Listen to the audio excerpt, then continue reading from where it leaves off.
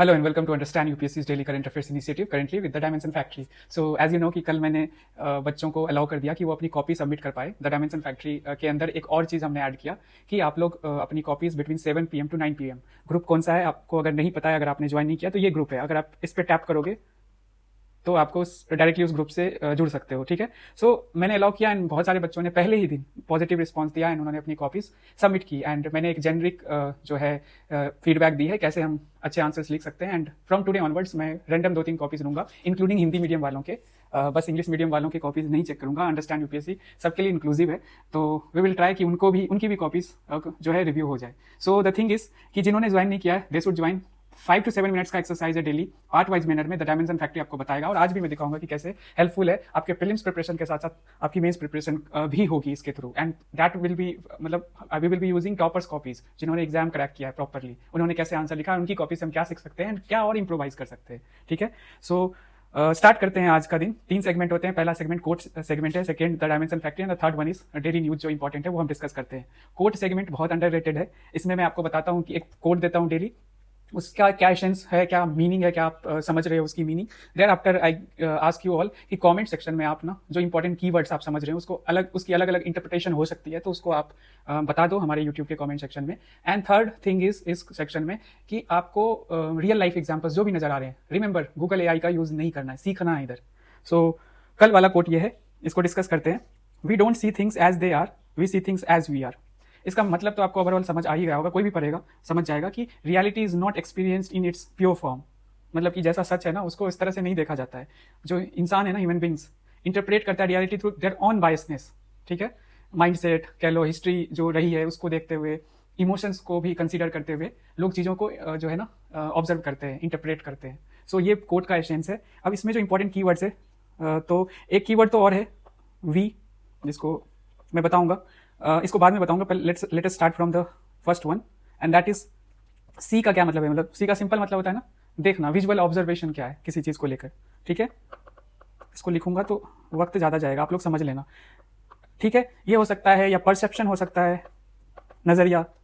ठीक है. अंडरस्टैंडिंग आपको किसी चीज को लेकर क्या है ये हो सकती है. और भी बहुत सारे इंटरप्रिटेशन निकलेंगे. It depends upon you. मुझे जो आया मैंने वही बताया. ठीक है. सेकेंड है थिंग्स. थिंग्स क्या हो सकता है? ऑब्जेक्ट हो सकता है. ठीक है. इंसान हो सकता है, पीपल हो सकता है, सिचुएशंस हो सकते हैं. सो आपके ऊपर है कि क्या कैसे इंटरप्रेट कर रहे हो, कैसे सोच रहे हो और कितना आप कितने डायमेंशंस में आप सोच रहे हो. So we don't see things as they are. As they are का मतलब क्या है सिंपल टर्म्स में कि जैसा का तैसा, truth, the objective, the objective reality कह सकते हो, द फैक्ट्स हम कह सकते हैं, जैसा का तैसा है. ठीक है. And then we have as we are. अब इसका क्या मतलब है? So we see things as we are. तो एज वी आर का क्या मतलब है कि हमारी खुद की बायसनेस, हमारा खुद का मूड, हमारा खुद का कॉग्निटिव जो एबिलिटी है, प्रीजुडिसेस, स्टीरियोटाइप्स, इन सारी चीज़ों के बाद हम जो है ना चीज़ों को उस नज़रिए से जैसे सच है वैसे नहीं देख रहे हैं. इन सारी फैक्टर्स जो हमारे दिमाग में चलते रहते हैं उनको कंसिडर करके हम एक पार्टिकुलर चीज़ को देखते हैं. जैसे for example real life example मैं देता हूँ. अभी स्ट्रे डॉग्स वाला इंसिडेंट कहता हूँ, जजमेंट हुआ. 2 लोगों का मतलब 2 पक्ष में लोग बटे हुए थे. एक था कि सही डिसीजन है सुप्रीम कोर्ट का 11 अगस्त वाला, जिसमें बोला कि सारे स्ट्रे डॉग्स को डाल देना चाहिए इन द शेल्टर होम्स. ठीक है. एंड देन अभी कुछ लोगों का कहना था कि नहीं ऐसा नहीं होना चाहिए, शेल्टर होम्स है नहीं उतने. ठीक है. सो अब सबका अपना अपना नजरिया है और वो पर्सनल बायसनेस पे आया होगा. कुछ लोग चाहते हैं कि डॉग्स जो है ना उनको मतलब कि उनसे परेशानी होती है, कुछ लोग हेट भी करते हैं, तो दे फील कि और एक और बहुत स्ट्रॉन्ग रीजन है जिसको नेग्लेक्ट नहीं किया जा सकता, रेबीज, मतलब काटने से लोगों की जान जाती है.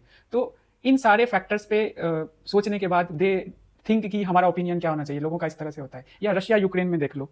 रशिया का कहना है कि जो उन्होंने यूक्रेन में जो वो कर रहे हैं वो मतलब मजबूर हैं. उनकी जो नाटो है वो अंदर आ रहा है, इंक्लूडिंग यूक्रेन को भी अपने एम्बिट में ले रहा था, तो रशिया मजबूर है. एंड यूक्रेन कह रहा है कि जो है उसका अपनी सॉवरेनिटी है, हम तय करेंगे ना नाटो में रहना है नहीं रहना है. तो अब उस दोनों कंट्रीज का जो पर्सपेक्टिव है वो हम जो डिसाइड करते हैं, हमारा अपना पॉइंट ऑफ व्यू होता है. मतलब हम रशिया को सपोर्ट करते हैं या यूक्रेन को. ऐसे बहुत सारे एग्जांपल्स हैं, जस्ट इमेजिन. तो प्योर फैक्ट्स पे हम नहीं बात करते हैं. ठीक है. बहुत सारी चीज़ों को हम कंसिडर करके एक जजमेंट देते हैं चीज़ों पे. यही इसका सार है. एंड वी का यहाँ पे जो मैंने बोला इनिशियली, वी का मतलब हो सकता है ह्यूमन बींग्स तक ही नहीं रख सकते, हम सोसाइटल लेवल पे भी जा सकते हैं. We as a society. ठीक है. We as a state, we as a country, अब रशिया यूक्रेन पे हमारा opinion, we as a country mainly India का क्या स्टैंड है, फिर वी एज अ मतलब कि इंटरनेशनली भी हम देख सकते हैं, ठीक है। तो यहाँ पे वी को भी लिमिट नहीं करना है कि बस ह्यूमन बींग्स तक रखना है, ओके। इसके भी बहुत लेवल्स हैं। तो अब बताओ, ये जो हम कोट वाला सेगमेंट करते हैं, इसका फायदा होगा धीरे धीरे एग्जाम्पल्स निकालना, कीवर्ड्स पे फोकस करना, उसको डिस्कस मैं करता हूँ। तो ये अंडररेटेड सेगमेंट है, ओके। सो आज का आपका कोट है, the road of a greener future begins with the smaller footprints. Comment section में इसका एसेंस लिखना है, कमेंट सेक्शन में इसका इंपॉर्टेंट के इस कोट के कीवर्ड्स लिखने हैं, एंड देन जो रियल लाइफ एग्जांपल अगर आपके पास है वो देना है। अब जैसे for example, the road of a greener future begins with the smaller footprints. अब ग्रीनर फ्यूचर में ना बस इतना मत देख लेना कि हम फॉरेस्ट से या बायोडाइवर्सिटी से इसको बस इतने एक ही डायमेंशन में ब्रेक करें, ध्यान रहे मल्टीपल इसके इंटरप्रिटेशन हो सकते हैं, ठीक है। सो ये सेगमेंट हो गया, हम आते हैं वापस हमारा द डायमेंशन फैक्ट्री। सो ठीक है, ये वाला क्वेश्चन हम डिस्कस करेंगे, इसी का वेट कर रहे होंगे आप लोग, और बहुत ज़्यादा अच्छा रिस्पांस मिला है, एंड मैं सच में कह रहा हूँ ये बहुत बड़ा गेम चेंजर होगा, and there is no any such current affairs initiative जो इतनी चीज़ें कवर करता है। सो स्टार्ट करते हैं। Globalization is incredibly efficient but has so far been incredibly unjust. incredibly efficient globalization, देखो इंपॉर्टेंट ये है, और इसको एग्जामिन करने वाला है, जो डायरेक्टिव दिया गया है एग्जामिन करना है, मतलब दोनों एस्पेक्ट को शो करना है इन the context of developing countries like India, ठीक है। सो द थिंग इज, एक तो दिखाना है कि कैसे ग्लोबलाइजेशन, मतलब एक स्टेटमेंट है, इनक्रेडिबली एफिशिएंट है, इनक्रेडिबली अनजस्ट भी है, और इसको इंडियन पर्सपेक्टिव में शो करना है। तो मैं क्या कर सकता हूँ, मतलब कि इस क्वेश्चन में मेरा क्या मतलब, सबसे पहले तो आप लोग 2 मिनट का ब्रेक ले लो, ओके, एंड खुद से ब्रेनस्टॉर्म करो, आंसर पूरा मत लिखो, बस ब्रेनस्टॉर्म करो पहले एस्पेक्ट पे, लीव दिस वन, ये हम नेक्स्ट डे डिस्कस करेंगे। इनक्रेडिबली अनजस्ट जो है ना, मैंने बोला ना डायमेंशन फैक्ट्री टुकड़ों में है, मैं ओवरवेलमिंग आपको टास्क नहीं दूंगा, 150 वर्ड लिखने नहीं दूंगा एक दिन में, थोड़ा थोड़ा काम करेंगे, ठीक है। पहले दिन इंट्रो, पहला डायमेंशन, दूसरे दिन फिर दूसरा डायमेंशन बॉडी का, एंड देन कंक्लूजन पे जाएंगे, ठीक है। तो आज इंट्रो, अब एक स्टैंडर्ड आंसर क्या होता है, इंट्रो बॉडी। अब इसमें बॉडी में देखो, एक तो एफिशिएंट दिखाना है क्या, ग्लोबलाइजेशन, और दूसरा अनजस्ट दिखाना है, यही है ना, एंड देन कंक्लूजन। और 150 वर्ड्स का आंसर है, तो हमारे पास इतना लेवरेज नहीं है कि हम बहुत कुछ और तीसरे डायमेंशन या चौथे डायमेंशन में इसको खोलें, ठीक है। समय भी नहीं है और स्पेस भी नहीं है। इंट्रोडक्शन में हम क्या कर सकते हैं, सिंपल सोचो, पहले तो मैं बोलूंगा आप लोग 2 मिनट का ब्रेक लेके सीट ले लो और ब्रेनस्टॉर्म करो, ठीक है। ब्रेनस्टॉर्म भी आप अपना सबमिट कर सकते हो, अगर आपको आंसर एक पार्ट का लिखना है वो भी कर सकते हो। मैं ये एडवाइस करूंगा, पूरा आंसर अभी मत लिखना, धीरे धीरे करेंगे, सीखेंगे आर्ट, एंड वो भी टॉपर्स की कॉपी से। देखो ऐश्वर्य वर्मा, मैंने बोला था ना, सर ने AIR उनका 4 आया था 2021 में, उन्हीं का ये कॉपी है, उन्हीं के कॉपी को यूज करके हम सीखेंगे, और कैसे इंप्रोवाइज कर सकते हैं ये भी मैं दिखाऊंगा, ठीक है।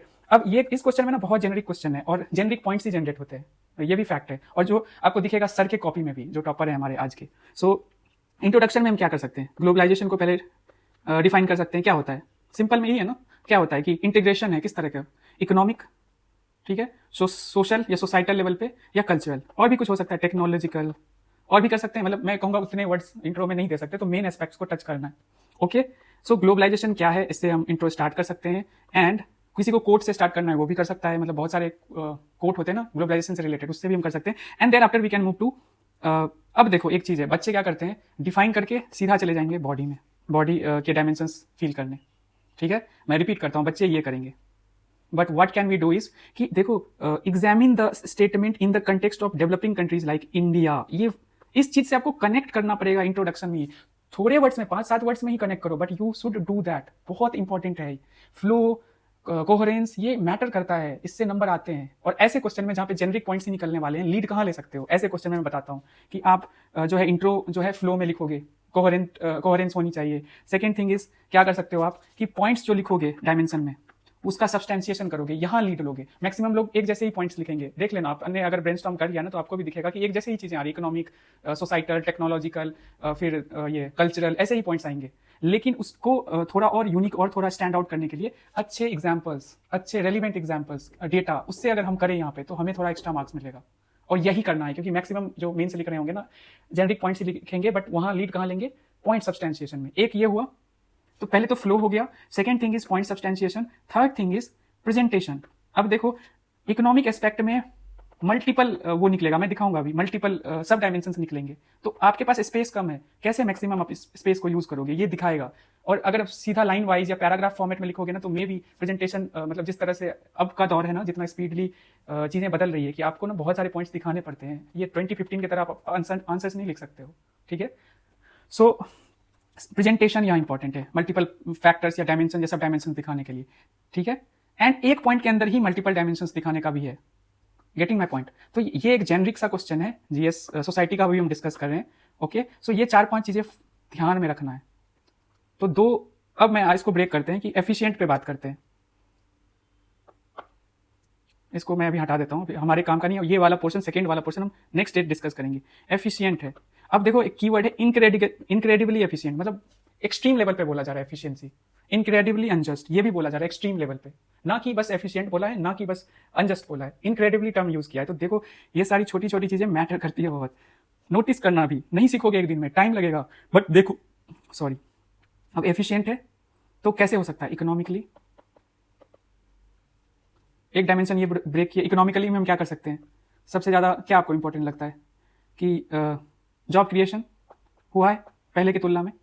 हाँ, एक चीज मैं तो कहना भूल गया। अब जैसे मैंने इंडिया से कनेक्ट करने की बात कही थी इंट्रोडक्शन में, तो एक तो ग्लोबलाइजेशन के बारे में डेफिनेशन दे दिया। सेकेंडली एक छोटा सा पैराग्राफ में एक मतलब कि होता है ना, नीचे में एक नए पैराग्राफ में, इंट्रोडक्शन में थोड़ा बड़ा होगा चलेगा, बट इसको कनेक्ट करना इंडिया के साथ। तो आपको क्या करना है कि छोटा सा पैराग्राफ नीचे लिखकर एंड बता देना है कि कुछ भी बता सकते हो, जैसे कि इंडिया ने कब एलपीजी रिफॉर्म्स किया, उसके बाद इंडियन मार्केट खुल गया एंड इंडिया भी ग्लोबलाइजेशन का पार्ट बन गया, ऐसे कर सकते हैं।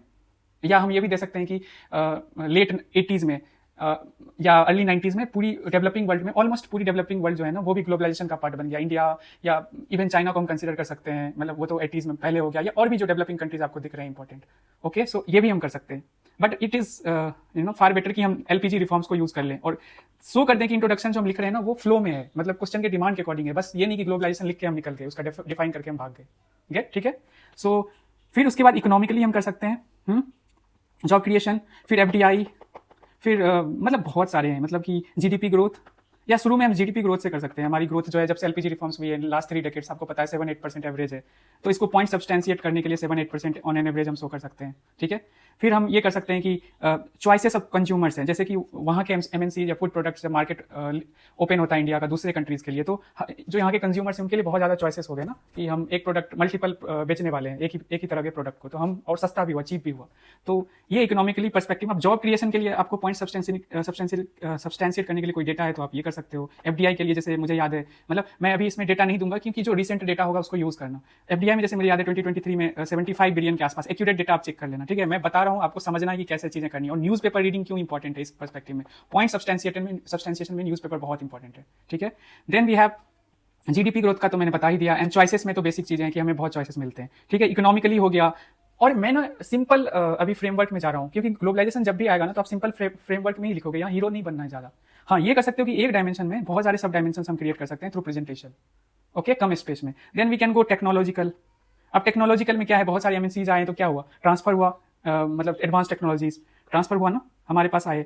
ब्रेन गेन, एक होता है ब्रेन ड्रेन और एक होता है ब्रेन गेन। क्या है ये, कि हमारे जो स्किल्ड ऑफ वर्कफोर्स है वो गए एडवांस कंट्रीज में, टेक्निकली एडवांस, और वो वहां से चीजें सीखकर इंडिया आ गए। बहुत सारे ऐसे हैं, तो यहाँ पे ड्रेन नहीं हुआ, वहीं रह जाते तो शायद ट्रेन हो जाता, वो वापस आ गए, उनके पास स्किल आ गया, उनको नॉलेज होगी, और इंडिया में उन्होंने आकर नया स्टार्टअप किया, कुछ इनोवेट किया, नई कंपनी खोली। ठीक है। फिर वी कैन यूज की जैसे फॉर एग्जांपल इंफ्रास्ट्रक्चर में बस सोशल इंफ्रास्ट्रक्चर, ये इंफ्रास्ट्रक्चर का को लिमिट मत करना रोड ट्रांसपोर्ट, मतलब रोड तक, मतलब कि और भी जो है फिजिकली जो, जैसे कि फॉर एग्जांपल टेलीकम्युनिकेशन, डिजिटलाइजेशन। अभी यूपीआई जो है ग्लोबल लेवल पे जा चुका है, मतलब डिजिटल रिवॉल्यूशन, ये भी तो इंफ्रास्ट्रक्चर का पार्ट है ना। ठीक है, तो ये सारी चीजें बेटर हुई टेक्नोलॉजिकल में। और कुछ निकल के आ सकता है क्या कुछ, जैसे फॉर एग्जांपल, हाँ, यहाँ पे मैं एनवायरमेंट से कनेक्ट कर सकता हूँ कि हम ग्रीन एनर्जी की तरफ बढ़ रहे हैं आगे, ग्रीन सोर्सेज जो हैं, तो उसमें we can take the example of ये वाला सोलर जो पैनल्स हैं, ग्लोबलाइजेशन की वजह से विंड के लिए जो इंपॉर्टेंट चाहिए, हम जो जनरेट करते हैं विंड के थ्रू एनर्जी, तो ये तो हम इंपोर्ट कर रहे हैं ना। सो ग्लोबलाइजेशन की वजह से ही हो पाया ना, जो ईजी जो ट्रेड हो रहा है बिटवीन दी कंट्रीज। ठीक है। फिर तीसरा एस्पेक्ट हम यहाँ से निकाल सकते हैं एफिशिएंसी का, कि हम बात करते हैं कल्चरल एस्पेक्ट को, फिर सोशल एस्पेक्ट को टच कर सकते हैं। कल्चरल में भी बहुत सारी, पहले सोशल ही कर लेते हैं। सोशल में बहुत कुछ हो सकता है। हेल्थ में देखो, जैसे कोविड के टाइम में हमने जो मतलब दुनिया भर में जो इनोवेशन हुआ, वैक्सीन बना, तो उसका हमें फायदा मिला। हम बेस्ट प्रैक्टिसेस से सीखते हैं अक्रॉस द वर्ल्ड। ठीक है। मेडिसिन जो है वो इजीली इंपोर्ट एक्सपोर्ट होता है, इसमें बहुत चीजें निकल सकती है। मैं अभी बस समझा रहा हूँ कि क्या कर सकते हैं हम, और ये सब सिंपल चीजें हैं, ऐसा नहीं है कि बहुत जो बिगिनर होगा उसे समझ नहीं आ रहा होगा। क्रॉस बॉर्डर रिसर्च हो रहा है, मतलब उसका बहुत अच्छा एग्जांपल है कि हमने जो कोविड वैक्सीन हमारे इंडिया में प्रोड्यूस हो रहा था। ठीक है। लो कॉस्ट फार्मा जो है ना सप्लाई चेन बना है, हेल्थ केयर में हम कर सकते हैं ना इसको। ठीक है। एंड बेस्ट प्रैक्टिसेस से हम चीजें सीख रहे हैं, और हमारी हेल्थ जो पैरामीटर्स होता है उसमें बहुत इंप्रूवमेंट हो रही है। फिर then we can do it कि हम ये चीजें ला सकते हैं, जैसे for example we have education में पहले से बेहतर हुआ, ग्लोबल नॉलेज का एक्सेस हमें मिला। ठीक है। हमारे स्टूडेंट्स एक्सचेंज प्रोग्राम आपको पता है ना, यूएस जाते हैं, कनाडा जाते हैं, ऑस्ट्रेलिया जाते हैं, ग्लोबलाइजेशन की वजह से ना, इसकी वजह से चीजें बहुत बदली। और कुछ हो सकता है सोशल में, एम्प्लॉयमेंट जनरेशन नहीं हो सकता, वैसे इकोनॉमिक एस्पेक्ट में भी हम उसको डाल सकते हैं, बट क्या नहीं हो सकता, क्या पॉवर्टी रिडक्शन नहीं हो सकता, विमेन के लिए जो बेटर चीजों का डिमांड कर रहे हैं, उनकी जेंडर जस्टिस की बात कर रहे हैं, वो नहीं हो सकता। देखो एक डायमेंशन है, उसमें कितने सब डायमेंशन आ रहे हैं, और हर सब डायमेंशन को अगर छोटा छोटा आप निकाल के ऐसे मेजर डायमेंशन इसमें से छोटे छोटे निकाल के और वहीं पे छोटे छोटे एग्जांपल्स डेटा दे सकते हो, तो पॉइंट सब्सटेंशिएट हो गया। एंड ये भी याद रखना कि हर एक आर्ग्यूमेंट का पॉइंट सब्सटेंशिएशन नहीं होगा, लेकिन वी विल ट्राई कि मैक्सिमम का हो जाए, ये हमारा फोकस होना चाहिए। फिर कल्चरल में वी कैन सी कि बहुत सारी चीजें यार, जैसे हम जो है कल्चरली देखो तो बहुत ज्यादा एक्सचेंज हो रहा है ना, किन चीजों का, आर्ट्स का, फिर क्विजीन का, म्यूजिक, मतलब आर्ट का ही पार्ट हो गया, योगा पहुंच गया, एग्जाम्पल में योगा को देख सकते हैं, इंटरनेशनलाइजेशन ऑफ योगा, ठीक है। फिर we can bring the preservation जो हो रहा है, ये एस्पेक्ट भी टच कर लेंगे कि हमारे वर्ल्ड हेरिटेज साइट के थ्रू जो स्टेटस दी जाती है उसकी वजह से कल्चर का ही पार्ट है ना बच्चे। फिर फ्यूजन हो रहा है, जैसे फॉर एग्जाम्पल म्यूजिक की बात करो, देखो एक एग्जाम्पल दूंगा कि इंडियन म्यूजिक इंटरनेशनल लेवल पे जाता है और फिर वहां फ्यूजन होता है, ए.आर. रहमान जो इंटरनेशनल पे बड़े पॉप सिंगर्स हैं उनके साथ मिलकर गाना गाते हैं, कुछ गाना जैसे फॉर एग्जाम्पल अभी Arijit Singh and Ed Sheeran, उनके बीच में वो पंजाबी एंड इंग्लिश में गाना उन्होंने गाया, मतलब और वो वायरल हुआ, तो ये कल्चरल एस्पेक्ट है। अब इसमें बहुत सारे एस्पेक्ट्स निकल जाएंगे, अभी मैंने एनवायरमेंट नहीं लाया, पॉलिटी नहीं लाया, ठीक है, अभी बहुत सारी चीजें निकलेंगी, ये खत्म नहीं होने वाला है। फिर भी मैं कह रहा हूँ कि 4-5 जो इंपॉर्टेंट डायमेंशन है उसी में हम सब डायमेंशन निकाल लेंगे। अब देखो जैसे टेक्नोलॉजी में ही एनवायरमेंटल फैक्टर मैंने इंट्रोड्यूस किया, सोलर पैनल्स, विंड जो एक्सट्रैक्ट करते हैं, उसके लिए जो हमारे पास सफिशिएंट टेक्नोलॉजी चाहिए वो हम ग्लोबलाइजेशन के थ्रू पा रहे हैं। तो ये पूरा ओवरऑल मेरा एनालिसिस है, मुझे जो समझ आया वो मैंने समझाया। अब हम देखेंगे ऐश्वर्य वर्मा सर की कॉपी को एंड उसमें और क्या कर सकते हैं वो देखेंगे, ठीक है। सो लेट अस स्टार्ट। सो पहला ही एस्पेक्ट, पहला ही जो है ना डिमांड वो देखेंगे। सो देखो उन्होंने ये एफिशिएंट और अनजस्ट, देखो ग्लोबलाइजेशन इसको मतलब मार्क किया, इनक्रेडिबली को उन्होंने छोड़ दिया है, ध्यान से देखना है और वो आगे दिखेगा आपको। Globalization is efficient, not incredibly efficient लिखा है, ध्यान रहे, उठा रहे हैं वो वहीं से, ठीक है, उठा रहे हैं आप क्वेश्चन से ही ये, बट आप ना रेस्ट्रिक्ट कर रहे हैं कि हम एक्सट्रीम वर्ड ना यूज करें, ठीक है, मतलब परफेक्ट नहीं है ग्लोबलाइजेशन। सो देखिए इनका इंट्रोडक्शन, इन्होंने डिफाइन किया economy, culture and trends and with the rest of the world, मतलब वही जो हमने इंटर कनेक्टेडनेस से स्टार्ट किया था, ठीक है, हमने सोशल, इकोनॉमिक एंड कल्चरल बोला था, ठीक है, तो अपना अपना डिपेंड करता है। बट ध्यान देने वाली बात ये है, India opened its economy to outside the world. मैंने बोला ना कि आपको कनेक्ट करना इंडिया के साथ भी, डेवलपिंग वर्ल्ड के साथ भी, तभी, नहीं तो फ्लो खराब होता है यहाँ, ठीक है। सो लेट अस गो। अब देखो हेडिंग जो दिया ना, पहला डिमांड क्वेश्चन का क्या, एफिशिएंट है, यहाँ पे इनक्रेडिबली नहीं लिखा है, उठाया है उन्होंने क्वेश्चन से ही ये हेडिंग, ध्यान रहे। अब हम नोटिस करते हैं उन्होंने क्या क्या पॉइंट्स जनरेट किए। पहला है प्रोवाइड न्यू ट्रेड एवेन्यूज, अब ये इकोनॉमिक है, ठीक है, और इसमें उन्होंने new market, new resources, new demands दे दिया। Second one is increases the choice for consumers in, देखो कंज्यूमर्स की बात की तो ये इकोनॉमिक ही है, क्विजीन्स, अपैरल्स, लेकिन ये कल्चरल एस्पेक्ट भी टच कर दिया इन्होंने, मतलब इकोनॉमी प्लस कल्चर से इसको हम कनेक्ट कर सकते हैं। Third point is can help in propagation of art forms, देखो ये कल्चरल अगेन आ गया, और ये ऐसे आप समझ रहे हो ना डायमेंशंस कहाँ से क्रिएट कर रहे हैं। Fourth point is help in the take note of comparative advantage, ये वाला मैंने शायद डिस्कस नहीं किया कि जैसे इंडिया अपने आप को डेवलप कर रहा है आईटी में, मतलब डेवलप कर ही रहा है, हमारे पास कंपैरेटिव एडवांटेज है ना, हर कंट्री करता है ना, इकोनॉमी में एक थ्योरी भी है इस तरीके से, हर कंट्री ना कोशिश करता है कि अपनी किसी चीज में उसकी कंपैरेटिव एडवांटेज मिले। जैसे अभी रॉ अर्थ जो मटेरियल या क्रिटिकल मिनरल्स वाले में चाइना बहुत आगे है, ठीक है, या बांग्लादेश जो है वो अपैरल्स में या गारमेंट्स में मतलब कि उसके पास कंपैरेटिव एडवांटेज है, बट हम भी उसको कॉम्पीट करते हैं, but they are very well here. So again एक इकोनॉमी वाला उन्होंने उठाया, तो इकोनॉमी एंड कल्चर कह सकते हो। फिफ्थ पॉइंट क्या लिया उन्होंने, can lead to introduction of new technology, अब यहाँ पे टेक वाला। सो अब ये क्वेश्चन का दूसरा पार्ट है जो हम कल डिस्कस करेंगे, अगले दिन डिस्कस करेंगे, ठीक है। अब हमें देखना है सर का जो आंसर है ना उसमें पॉइंट सब्सटेंशिएशन देखना है, और ये भी देखना है कि कितना सर जो है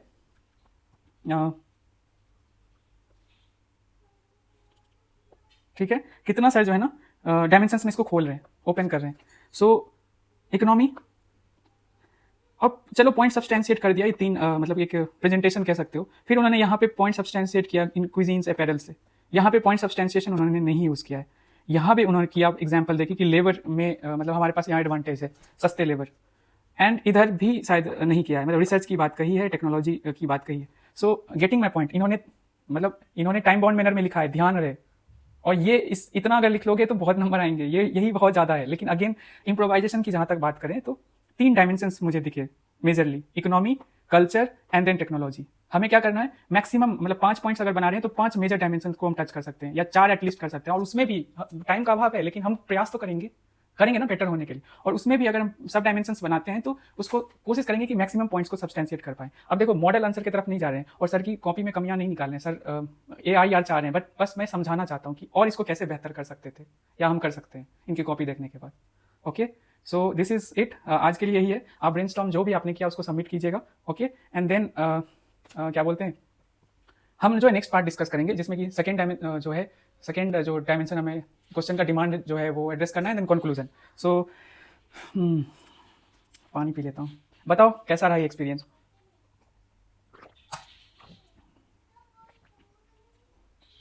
आते हैं आज के हमारे इंपॉर्टेंट आर्टिकल्स पे। सो पहला आर्टिकल है, आपको पता ही है, सुप्रीम कोर्ट का जो हार्स ऑर्डर उन्होंने जो पास किया उसमें थोड़ा चेंज लाया है, एंड वो हम देखेंगे इंडियन एक्सप्रेस में। इसको हम कनेक्ट कर सकते हैं विद द GS3 पार्ट, ठीक है, क्योंकि एनिमल वेलफेयर की बात है, एंड हेल्थ से भी इसको कनेक्ट कर सकते हैं GS2 क्योंकि रेबीज वगैरह होता है। Okay, second is UGC curriculum puts focus on ancient wisdom. अब हम देखेंगे UGC का जो एक LOCF है, हम समझेंगे इस चीज को, एंड उसमें क्या ऐसी चीजें चेंजेस लाए जा रहे हैं उसको लेकर एक ड्राफ्ट आया है, तो उसको हम समझेंगे, ठीक है। हिंदू के पेज नंबर 10 पे और इंडियन एक्सप्रेस के पेज नंबर 1 पे। नेक्स्ट आर्टिकल इज, ये बहुत सुंदर आर्टिकल है यार, मुझे खुद इसको पढ़ के बहुत मजा आया। AI, और बहुत इंपॉर्टेंट है, कैसे इनेबलर है AI को। अभी हम ना हमारी प्रिजुडिस कैसी बन गई, AI जो है ना जॉब खा जाएगा, कोई भी नया टेक्नोलॉजी आता है ना तो वो जॉब खाएगा। बट इस आर्टिकल में बताया कि इंडिया को कैसे जॉब इनेबलर बना सकता है AI, और हमें करना क्या चाहिए, कहाँ पहले इश्यूज हैं एंड हमें क्या करना चाहिए। बहुत अच्छा आर्टिकल है, बहुत अच्छा। और editorial the Indian Express page number 12 में है। फिर next one is not all viruses lead to pandemic after transmission. ये देखेंगे हम, वायरस के बारे में जानेंगे, एंड एक नई स्टडी हुई है उसको भी समझने की कोशिश करेंगे, ठीक है।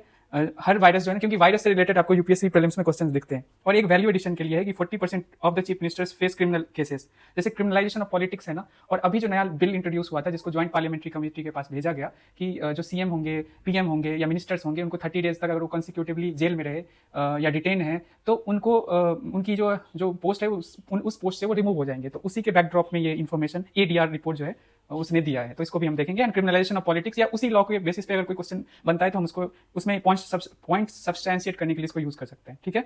सो लेट अस स्टार्ट। पूरा मैं एक बैकड्रॉप दे देता हूं, इसको हम एक तरह से समराइज कर देंगे, ठीक है। लेट अस स्टार्ट कि SC जो है ना, सुप्रीम कोर्ट ना 11 अगस्त को एक जजमेंट देता है दिल्ली मतलब इस एरिया के लिए, NCR के लिए, कि जितने भी स्ट्रे डॉग्स हैं ना उनको जो म्यूनिसपैलिटी उसको शेल्टर होम्स में ले जाएगी, वहाँ वैक्सीनेट करेगी, स्टेरलाइज कर देगी और वहीं रखेगी। मतलब वो रोड्स पे नहीं दिखने चाहिए। तो बहुत ज़्यादा इसका क्रिटिसिज्म हुआ, बहुत ज़्यादा आपको सोशल मीडिया पे दिखाई होगा अपलोड। देन फिर से सुप्रीम कोर्ट ने डिसाइड किया कि इसको रिव्यू करते हैं, एंड सुप्रीम कोर्ट ने खुद कल के जजमेंट में माना कि वो थोड़ा हार्श था। तो अब जो है ना जजमेंट में कुछ चेंजेस आए, उसी को हम देखेंगे। एज आई हैव सेड कि GS2 में पब्लिक हेल्थ, जूनोटिक डिजीज जो होती है, जानवर से इंसानों में फैलती है, जैसे रेबीज। देन एनवायरमेंट में एनिमल वेलफेयर, ठीक है, ह्यूमन एनिमल कॉन्फ्लिक्ट, इससे हम इसको कनेक्ट कर सकते हैं। तो लेट अस सी कि हाँ, तो मैं ये कह रहा था इस आर्टिकल में ये कि जो जजमेंट आया है ना, अब क्या बोला गया है, चेंज किया गया है नए डायरेक्टिव में कि stray dogs should be return to the area from where they were picked after. मतलब जहां पहले तो उठाओ, उनको ले जाओ, ठीक है, स्टेरिलाइज करो, ठीक है, डिवॉर्मिंग करो, मतलब कि पैरासाइट्स वगैरह बॉडी में होते हैं तो उसको मतलब पैरासाइट्स को हटाओ उनकी बॉडी से, मतलब किल करो, जो भी प्रोसेस आप फॉलो करते हो। देन वैक्सीनेट करो, स्पेशली अगेंस्ट रेबीज वाले डॉग्स हैं, and this is in line with the animal birth control rules. अब देखो ये एक नया डायरेक्टिव्स है, रूल्स कह लो, अंडर एनिमल वेलफेयर एक्ट 1960, इसको भी हम देखेंगे, ठीक है। तो ये नया डायरेक्टिव सुप्रीम कोर्ट ने कल वाले जजमेंट में दिया। ऑल्सो सुप्रीम कोर्ट ने माना कि ये बहुत हार्श है, जो पहले का 11 अगस्त वाला जो जजमेंट है। एंड देन इसमें कुछ एक्सेप्शंस भी हैं डायरेक्टिव्स में दिया कि dogs infected with the rabies, suspected rabid dogs and aggressive dogs should be not released. तो ऐसे जो डॉग्स हैं उसको वहीं शेल्टर होम्स में रखो जैसे पहले डिसाइड किया गया था, ठीक है। And such dogs should be kept in shelter pounds even after sterilization and immunization, ठीक है। सो ये एक्सेप्शन है। अब जो है रोल ऑफ डॉग लवर्स, इनके लिए भी कुछ बोला है कि जो पिटिशनर्स हैं, इंडिविजुअल हैं, तो उनको 25,000 सबमिट करना पड़ेगा, जो डॉग लवर्स थे जिन्होंने पिटिशन डाला था। एंड जो NGO ने पिटिशन डाला उनको 2 लाख रुपीज देना पड़ेगा। क्यों? सुप्रीम कोर्ट ने बोला कि money will be use to create infrastructure and facilities for stray dogs under municipal जो अथॉरिटीज है, ठीक है। सो और इस जजमेंट का वाइडर स्कोप क्या है कि the order now applies beyond Delhi NCR to all states and union territories. Okay, so यही है जजमेंट। अब हम इसमें ABC रूल्स जो है ना, एनिमल बर्थ कंट्रोल रूल 2023, जो कि किस आता है अंडर एनिमल्स एक्ट, जो prevention of cruelty in animals act के अंदर आता है। तो इसमें क्या है, इसमें रूल नंबर 11 बोला गया, सुप्रीम कोर्ट ने खुद बोला कि जो एब्सोल्यूट प्रोहिबिशन है ना, इस जजमेंट में बोला, कल वाले जजमेंट में, वो कॉन्ट्रेरी टू रूल एबीसी का जो रूल नंबर 11 है। अब रूल नंबर 11 क्या है ये देख लेते हैं। Deals with capture, sterilization, immunization and release of street dogs, उससे रिलेटेड है। एंड कैप्चर जो है 2 ग्राउंड्स पे अलाउड किया गया है उस रूल में। क्या है कि population control programme initiated by the local bodies, या कंप्लेंट्स जब दिया जाता है एग्रेसिव डॉग्स को लेकर, बाइट्स जो रेबीज वगैरह होता है, तब इस 2 केस में आप डॉग को पकड़ सकते हो। ठीक है, अब हम देखते हैं एनिमल क्रुएल्टी जो एक्ट है 1960, ये क्या है। तो first comprehensive law in India on animal welfare, wild life protection act आया 1972 में, उससे पहले ही ये आ गया है। ऑब्जेक्टिव क्या है, प्रिवेंट करना अननेसेसरी पेन और suffering to animals. Okay, and define करता है क्रुएल्टी, और ये हमारा आर्टिकल जो फंडामेंटल ड्यूटीज है ना, 51A sub clause G, fundamental duty to show compassion to all animal creatures. तो इसको आप इसका कॉन्स्टिट्यूशनल प्रोविजन के बेसिस पे भी ऐसे देख सकते हैं कि उस चीज को इंप्लीमेंट किया जा रहा है through this act.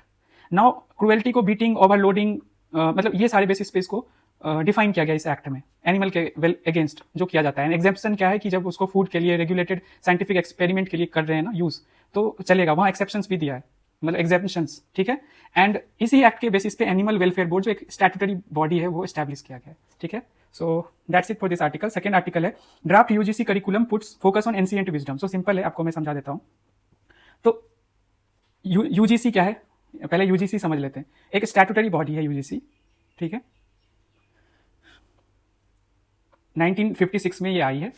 Okay, parliamentary act से regulates, coordinates, maintains standards of higher education in India.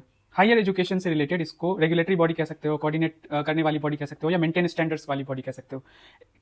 और ये ग्रांट करती है recognition to universities and allocation funds. और किस मिनिस्ट्री के अंदर आती है, मिनिस्ट्री ऑफ एजुकेशन। ठीक है, तो आते हैं अब आर्टिकल पे। यूजीसी आपको समझ आ गया होगा। तो the university grants commission UGC has released a draft learning outcomes based curriculum framework for various subjects. तो एक नया ड्राफ्ट आया है जिसका नाम है LOCF। वैसे ये इंट्रोड्यूस हुआ था 2018 में ही, if I am not wrong. तो उसमें चेंज लाते हुए इसको इंट्रोड्यूस किया गया है।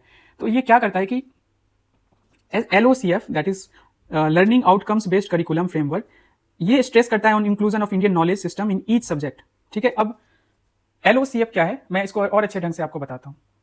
चलिए, सो LOCF जो है ना, learning outcomes based curriculum framework, ये सब्जेक्ट स्पेसिफिक लर्निंग आउटकम्स पे फोकस करता है। तो हायर स्टडीज में पहले क्या था, मैं समझाता हूँ आपको। हायर स्टडीज में पहले ट्रेडिशनल सिस्टम क्या था ना, हैवी बुक्स पे फोकस करता था, ट्रेडिशनल सिस्टम। बट अब उसमें चेंज लाया गया था 2018 के आसपास। तो LOCF आया जो कि आउटकम्स पे फोकस करता है, कि आप जो पढ़ रहे हो ना, हैवी बुक्स से आप ट्रांसफर हो रहे हो, कि उसका आउटकम भी कुछ आ रहा है ना, आना चाहिए ना। तो मॉडर्नाइज हम करें अपने एजुकेशन को, तो इस चीज पे फोकस दिया गया इसके थ्रू। अब इसी में एक नया चेंज जो मतलब इंट्रोड्यूस किया जा रहा है कि जो हमारे एजुकेशन जो इंपॉर्टेंट सब्जेक्ट्स है ना, कुछ सब्जेक्ट्स, उसमें इंडियन सिस्टम को इंक्लूड किया जा रहा है। ओके, नाउ लेट अस सी।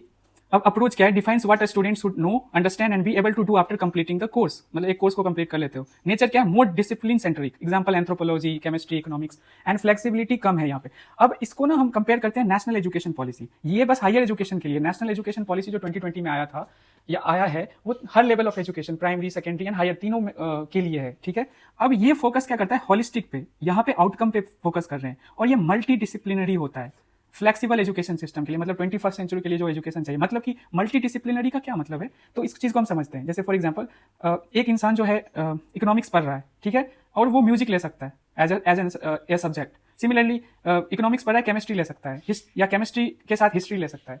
मतलब कि एक साइंस का सब्जेक्ट, एक सोशल साइंस का सब्जेक्ट। तो ये NEP प्रमोट करती है। बट जो LOCF है ना, वो आपको एक सब्जेक्ट में, आप एक डिसिप्लिन में आपको बेटर बनाती है, वहां पे आउटकम बेसिस होता है, और इतनी फ्लेक्सिबिलिटी नहीं है जैसे कि नेशनल एजुकेशन पॉलिसी में है। ठीक है, तो यही है गोल। क्या है इसका गोल क्या है कि ensure measurable outcome based education within subject, with a subject framework, एक सब्जेक्ट पे फोकस है। मोड एंड देन इधर देखो, goal to transform India into a knowledge society align with 21st century skills, employability and innovative. ठीक है, innovation. So this is the basic difference. अब इसमें क्या किया गया है कि ड्राफ्ट जो आया है, जिसको कि यूजीसी ने इसको लाया है, तो अभी इसको सिंगल मेजर, वही सेम चीजें हैं, अभी इसको फीडबैक के लिए डाला है। जो भी स्टेक होल्डर्स हैं उनकी फीडबैक चाहिए अभी। ठीक है ना, ड्राफ्ट ही आया है, इतना आप समझ गए होंगे। एंड देखो, और इसमें फोकस ये है कि नॉलेज, इंडियन जो ट्रेडिशनल नॉलेज सिस्टम है, मैं एग्जांपल देता हूं। जैसे मैथमेटिक्स है ना, उसमें आप मंडला ज्योमेट्री, ठीक है, rangoli, kolam as algorithmic art हम इंट्रोड्यूस कर रहे हैं। इकोनॉमिक्स में हम धार्मिक थॉट पे, कौटिल्यस जो अर्थशास्त्र है, ये सारी चीजें इसमें हम ला रहे हैं। केमिस्ट्री में देखो, जो ट्रेडिशनल बिवेरेजेस हैं, इंडियन नॉलेज ऑफ ठीक है, जो हमारा नॉलेज है बेवरेजेस को लेके, बेवरेजेस को वो हम इंट्रोड्यूस कर रहे हैं। एंथ्रोपोलॉजी में हम चरक, सुश्रुत, बुद्ध, इनकी जो थिंकिंग प्रोसेस, थॉट प्रोसेस है, इस चीज को हम इसमें इंट्रोड्यूस करें, मतलब उनकी जो उन्होंने जो नॉलेज दिया है।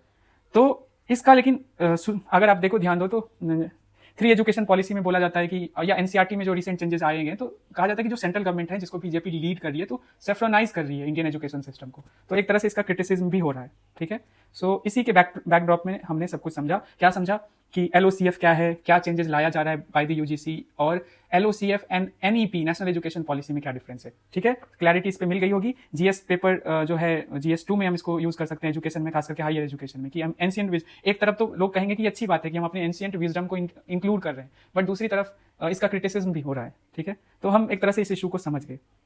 नेक्स्ट आर्टिकल इस जिसपे मैंने बात बोला कि एडिटोरियल वाला है, इंडियन एक्सप्रेस पेज नंबर 12। अब देखो इस आर्टिकल को हम लाइन बाय लाइन देखते हैं, क्योंकि मुझे ये बहुत अच्छा लगा। अब देखो, जब भी एआई की बात होती है, जॉब से जब हम इसको सोचते हैं, जॉब के पर्सपेक्टिव में हम यही सोचते हैं कि ये जॉब खाएगा। और अभी रिसेंटली न्यूज भी चल रहा था ले ऑफ्स को लेके, बड़ी कंपनीज जो है, बड़ी बड़ी सॉफ्टवेयर कंपनीज ने ले ऑफ्स किया है, मतलब आप लोगों को न्यूज में ये पता ही होगा। But there is a more fundamental question: how will India shape the trajectory of AI in ways that its impact on jobs, productivity and economy is inclusive? अब ये क्वेश्चन इन्होंने पूछा, अब इसी क्वेश्चन को हम आगे बढ़ेंगे। अभी देखो एआई को लेके क्या परसेप्शन है, ये जॉब खाती है, बट अभी बहुत सारी चीजें आपको बदलेंगी। ठीक है, सबसे पहले एक नया जो estimate from the services now Pearson ने कहा, इसको आप लिख लेना, ये मेंस के लिए इंपॉर्टेंट है। एआई स्किल्स रिसर्च जो आया है, उनके अकॉर्डिंग 10.35 मिलियन जॉब्स रीसेप होंगी एआई आने की वजह से। Secondly, create 3 million new tech roles in India by 2030। देखो ये डेटा क्या कह रहा है कि एआई की वजह से अच्छी चीजें जो होंगी, पहले तो जॉब रीसेप होंगी 10.35 मिलियन जॉब्स, एंड नए जॉब्स क्रिएट होंगे 3 मिलियन। ऐसा भी होगा क्या? आपको क्या लगता है ऐसा कुछ होगा? हम तो बस नेगेटिव चीजें ही सोच रहे थे, बट यही होता है ना, आपको पर्सपेक्टिव जब पढ़ते हो, न्यूज़पेपर रीडिंग का यही इंपॉर्टेंस है, आपको पता चलता है। और वैल्यू एडिशन कितना अच्छा होगा इन पॉइंट्स की, इस डेटा की वजह से। ठीक है, एंड इससे क्या होगा, एआई की वजह से India placing the country ahead of Singapore, Australia in AI transformation, जो बड़ी बात है। 2025 ILO इंटरनेशनल लेबर ऑर्गेनाइजेशन का स्टडी हाईलाइट करता है कि as new task emerge in AI deployment, jobs are likely to evolve rather than disappear. तो एक और पॉजिटिव जो है कंटेक्स्ट दे रही है ILO की ये रिपोर्ट। अब हम आते हैं इंडियन जो स्ट्रक्चरल इशूज हैं, so let us see. So this optimism must be tempered with a clear eyed view of India's structural challenges. एक तरफ तो ये सब कहा जा रहा है, ऐसा कुछ होगा, अच्छा चीज होगा, 10.35 मिलियन जॉब्स क्रिएट, ये रीसेप होंगे, 3 मिलियन नए जॉब्स क्रिएट होंगे, मतलब टेक रोल्स।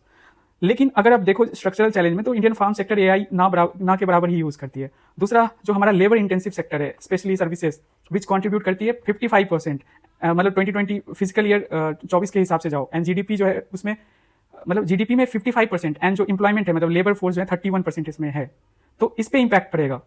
ठीक है, so compounding this is the slow pace of skilling and so अब हम इस चीज को देखते हैं कि एक तो ये इश्यूज हैं स्ट्रक्चरल इश्यूज, दूसरा compounding this is the slow pace of skilling and low adaptation of the evolving competencies specially among the informal workers. ये इसकी संख्या तो बहुत ज्यादा है, इनफॉर्मल वर्कर्स 90% के आसपास है इंडिया में। So how these structural gaps interact with the AI adoption in India will determine whether technology exacerbates existing employment gaps to help close. अब देखो इकोनॉमिस्ट जो है, एक नोबेल लॉरिएट है, उन्होंने क्या कहा है कि AIs impact is not destiny but a choice. ठीक है, अब देखो एआई के 2 डिस्टिंक्ट पाथवेज हैं, एक तो ऑटोमेशन है, दूसरा ऑग्यूमेंटेशन है। ये बहुत इंपॉर्टेंट है और इसी के बेसिस पे पूरा आर्टिकल है, इंडिया कैसे एआई को इफेक्टिवली यूज कर सकता है ऑग्यूमेंटेशन के थ्रू। एंड ये जो आपको पॉजिटिव चीजें दिख रही है, ये जो रिपोर्ट सर्वेज बता रही है, वो इसी की वजह से बता रही है, ऑग्यूमेंटेशन की वजह से। ऑग्यूमेंटेशन और ऑटोमेशन में क्या डिफरेंस होता है, पहले ये समझेंगे। सो ऑटोमेशन में क्या होता है कि uses AI system to perform task without human, मतलब ना के बराबर इंसान की मदद चाहिए, खुद ब खुद करती है चीजें। ठीक है, और इससे की जॉब जाने की, manual labour potentially leading to job displacement की बहुत ज्यादा खतरा बढ़ जाता है इससे। जैसे फॉर एग्जांपल एआई चैटबॉट्स है ना, handling customer queries without human interventions होता है ना, बहुत सारे ऐप्स हैं, आप डायरेक्टली वही उन्हीं से आप चैट करते हो, अपने जो डाउट्स हैं, इशूज हैं, उन्हीं के साथ शेयर करते हो, तो वहां पे तो इंसान का कोई रोल ही नहीं रहा, मतलब उसका जॉब चला गया। Secondly, robots in factories assembling products, तो ऑटोमेशन की वजह से जॉब जाएगा, ये तय है, पर ऑग्यूमेंटेशन की वजह से क्या होगा, uses AI system to assist and enhance human capabilities, allowing people to perform their jobs for more efficiently and effectively. I get stuck यार। तो ये क्या करता है, असिस्ट करता है एंड इनहेंस करता है ह्यूमन कैपेबिलिटीज को, ये रिप्लेस नहीं कर रहा है, ये इंपॉर्टेंट है। और एम्पावर करता है वर्कर्स को डिसीजन मेकिंग में, बूस्टिंग प्रोडक्टिविटी। अभी एग्जांपल में दिखाता हूँ, जैसे फॉर एग्जांपल डॉक्टर्स हैं, डायग्नोस करते हैं डिजीज फास्टर, और software that assist lawyers by analysing large volumes of legal documents. यहाँ पे ना रिप्लेस नहीं कर रहा है, मदद कर रहा है। ठीक है, अब ये क्लैरिटी आ गई ऑग्यूमेंटेशन एंड ऑटोमेशन में क्या फर्क है। हम आते हैं आर्टिकल पे फिर से वापस, बट इसमें ये कहा है India must avoid the automation trap and priorities 3 interlink pillars उन्होंने बताए जो ऑथर्स हैं इस एडिटोरियल के। Skilling workers, reducing equality through inclusive, जो 3 चीजें हैं। पहले तो वर्कर्स को स्किल करना है सो दैट ऑटोमेशन ट्रैप जो है जिसमें कि जॉब जाने की खतरा है उसको हम रोक सकते हैं। Second is we have reducing inequality through inclusive, मतलब कि सबके लिए AI अवेलेबल कराना, and non extractive infrastructure and fostering entrepreneurship. I mean पहला जो है ना skilling workers, reducing inequality through inclusive, ये चीज एक ही पॉइंट है। नॉन एक्सट्रैक्टिव इंफ्रास्ट्रक्चर दूसरा पॉइंट है, एंड आई थिंक तीसरा पॉइंट इज दिस एंटरप्रेन्योरशिप। अब देखो ऑग्यूमेंटेशन का आपको एग्जांपल दिखेगा भी, बहुत अच्छा एग्जांपल है। टाटा स्टील जो है ना AI को पायलट्स यूज करती है, इंजीनियर्स जो है ना उनको मदद करने के लिए। फिर वी हैव इन्फोसिस का एक example, large scale rescaling efforts लगा रही है। देन और एक दो एग्जांपल्स, इस पॉजिटिव एग्जांपल को यूज कर सकते हो कैसे AI ऑग्यूमेंटेशन के थ्रू, मतलब AI ऑग्यूमेंटेशन का एग्जांपल्स में हम यूज कर सकते हैं। These examples point apart to, मतलब कि सारथी बना है ना कि विध्वंसक विनाशक, ठीक है। अब इन 3 चीजों को जो हम एड्रेस करेंगे कैसे कर सकते हैं ये भी इंपॉर्टेंट है, इसी पे इन 3 चीजों पे बात हो रही है। अब हम इसका एक जस्ट गिव मी मिनट,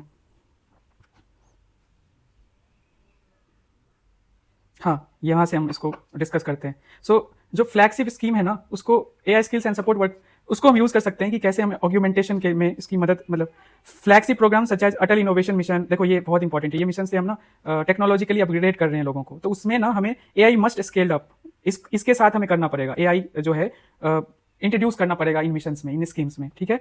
फिर उसके बाद समरी में ही चलते हैं। द नीड फॉर ओपन, इसकी भी जरूरत है, ऐसी इंफ्रास्ट्रक्चर हो। So innovators and MSMEs are not locked out and augmentation benefits all, not just, देखो मेजर प्लेयर्स के लिए ना हो, ऐसा ना हो कि बस कुछ लोग इसका फायदा उठाएं। जो देखो स्मॉल बिजनेसेस, वर्कर्स किस तरह से सपोर्ट करेगा ये, तो सबके लिए होगा तभी तो सपोर्ट कर पाएगा। ये AI स्किल्स की बात हो रही है। And then article cautions against restricting access to core AI technologies, warning this could harm small businesses and breed economic inequality, ठीक है। फिर उसके बाद कंक्लूड करता है article, India's AI policy must aim for augmentation, empowering and evolving jobs rather than job destruction, promoting inclusive growth. Okay, so this is the article, ठीक है। इसको आप पढ़ लोगे आपको समझ आ जाएगा। मेजर पॉइंट्स मैंने दिखा दिए हैं, बता दिए डिफरेंस क्या होता है ऑटोमेशन और ऑग्यूमेंटेशन में, ठीक है। नेक्स्ट आर्टिकल वायरस से रिलेटेड, इसको जल्दी से हम करते हैं। तो why not all viruses lead to a pandemic after transmission. So देखो सिंपल है कि एक नया स्टडी आया है प्लॉस बायोलॉजी, ठीक है, पब्लिश हुआ है जर्नल, कि has now identified some key factors which determine whether a pathogen will persist. देखो सारे virus, not all viruses lead to pandemic, जरूरी नहीं है, उसके लिए 3 कंडीशंस चाहिए होते हैं। अब उन 3 कंडीशंस के बारे में डिस्कस कर लेते हैं, उसके बेसिस पे कोई भी वायरस या पैथोजन कह लो जिससे पेंडेमिक होता है। तो इस स्टडी में यही आया। वो 3 जो फैक्टर्स हैं वो ये हैं। पहला है कि fraction of expose population, infection prevalence, कितने लोगों पे जा रहा है, मतलब कितने लोगों को हो रहा है, पॉपुलेशन इंपॉर्टेंट है। सेकंड है the ability to release copies of the virus into environment, मतलब वायरस की एबिलिटी है यहाँ पे कि वो कितना वो फैला सकता है एनवायरमेंट में। And third one is how vulnerable the host are the virus. देखो आपको पता है कि वायरस ऐसा मतलब कह सकते हो ऑर्गेनिज्म कह लो कि लिविंग है नॉन लिविंग है, उस पर डाउट है। थोड़ा सा वायरस को देख लेते हैं कि वायरस के प्रीलिम्स में ये बहुत पूछता है कि lack cellular machinery for metabolism and reproduction, so they can only replicate inside living host चाहिए इनको, ठीक है, सेल्स चाहिए उनमें जाके तभी ये मतलब अपनी एक्टिविटी मेटाबॉलिज्म कह सकते हैं या रिप्रोडक्शन कर सकते हैं। और ये एग्जिबिट ट्रेट्स ऑफ बोथ, मतलब living as well as non living entities. They can replicate and evolve inside host but remain inert outside. बाहर में अगर नहीं मिला ना लिविंग इसको कुछ बॉडी सेल्स, तो ये नहीं बाहर में रेप्लिकेट नहीं होगा, वहां इनट रहता है। दे डू नॉट ग्रो, ये सेम चीजें हैं, इंडिपेंडेंटली नहीं कर सकता। And viruses are highly diverse in structure. Genetic material इसका कैसा हो सकता है, DNA भी हो सकता है, RNA भी हो सकता है, सिंगल स्टैंडर्ड मतलब वही RNA एंड डबल स्टैंडर्ड भी हो सकता है, ठीक है। सो यही है, तो ये 3 चीजें होनी चाहिए। और ये और सास वायरस और वर्म्स को लेकर इस एक्सपेरिमेंट इसमें किया गया और इसमें यही क्लैरिटी आई कि इन तीन फैक्टर्स की वजह से तय होगा कि पैंडेमिक होगा कि नहीं। एक तो इन्फेक्शन प्रिवेलेंस, दूसरा वायरल सेटिंग, कितना वो एनवायरमेंट में इसको फैला पा रहा है, कॉपीज रिलीज कर रहा है, तीसरा है कि कितना होस्ट वल्नरेबल है, उस पर भी डिपेंड करेगा, ठीक है। So that's it for this article. Next is ये डेटा के लिए है, क्रिमिनलाइजेशन ऑफ पॉलिटिक्स एथिक्स में भी इसको यूज कर सकते हो। वैसे तो GS2 में आप मेंस में जाके देखोगे तो आंसर्स निकलेंगे बहुत, मतलब पॉइंट सब्सटेंशिएशन में इसको आप यूज कर सकते हो। ये मेंस इनरिचमेंट के लिए इसको बिल्कुल लिखना कि 30 जो मिनिस्टर टोटल CMs है ना उसमें 40% मतलब कि कितने हो जाएंगे, ऑलमोस्ट 12 पे ना declared criminal cases against themselves, ठीक है। और कईयों के तो नंबर बहुत ज्यादा है, जैसे फॉर एग्जांपल जो तेलंगाना के CM है उन पे 89 केसेस अगेंस्ट हिम, ठीक है। और भी है, आगे देख सकते हो। वैसे ये इंपॉर्टेंट नहीं है हमारे लिए ओवरऑल डेटा है कि फिर हम देखते हैं कि ADR जो है ना ये भी कहती है कि 33% पे जो 10 चीफ मिनिस्टर जो हैं, मतलब आउट ऑफ 30 उन पे 33% हो गया have declared serious criminal cases which include charges like attempt to murder, kidnapping, bribery, criminal intimidation. ये मतलब समझ रहे हो कितना ये ग्रेव है। सो यही है, इस डेटा को पक्का लिख लेना। ओके, सो ये आज का आपका एमसीक्यू है, इसको आपको अटेम्प्ट करना है। बहुत कम लोग अटेम्प्ट करते हैं, जो मुझे अच्छा नहीं लगता। एंड और इसका आंसर ये है, ठीक है। So that's it for today. आप लोग 7 to 9 PM जो है द डायमेंशन फैक्ट्री के जो भी आपने ब्रेनस्टॉर्म किया है या आंसर लिखा है, पूरा आंसर नहीं लिखना है, पहले पार्ट का इंट्रोडक्शन एंड पहला डायमेंशन उसको शो करना है। अगर आप आंसर लिखने वाले हो या आपने जो ब्रेनस्टॉर्म किया है वही आप सबमिट कर देना, ठीक है। थैंक यू सो मच, मिलते हैं आई थिंक मंडे को मिलेंगे अब। Okay, bye.